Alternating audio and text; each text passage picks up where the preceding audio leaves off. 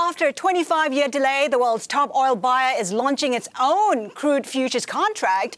March 26 will see local currency oil futures in Shanghai in a challenge to the traditional dollar-denominated benchmarks. Here's our oil editor, Sungwoo.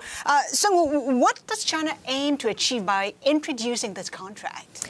What China is hoping for is eventually challenge the dollar-based main crude oil benchmarks, namely Brent crude and West Texas Intermediate.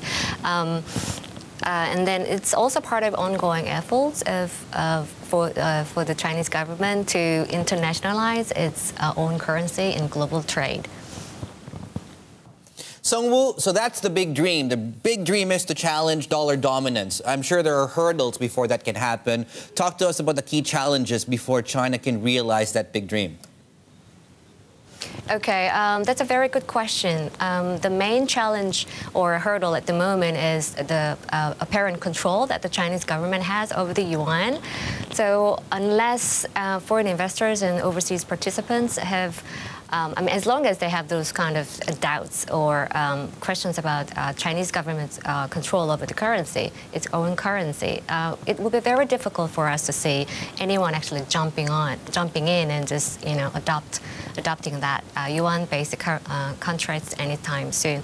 And simply because the dollar is the go-to currency for many years, and it's been there for decades now. So it's very hard for us to imagine the dollar to loosen its grip anytime soon. But still, it remains to be seen. Now, if I look at previous examples of this, and we do have a lot right now, of course, trading on various commodities exchanges in China. So they've had those futures contracts for a while now. How have they been doing? And, are they now established as benchmarks?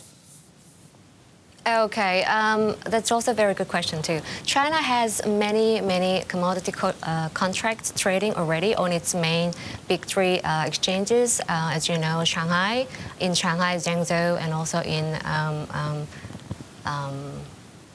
oh, I forgot. Dalian, sorry. There are three main exchanges.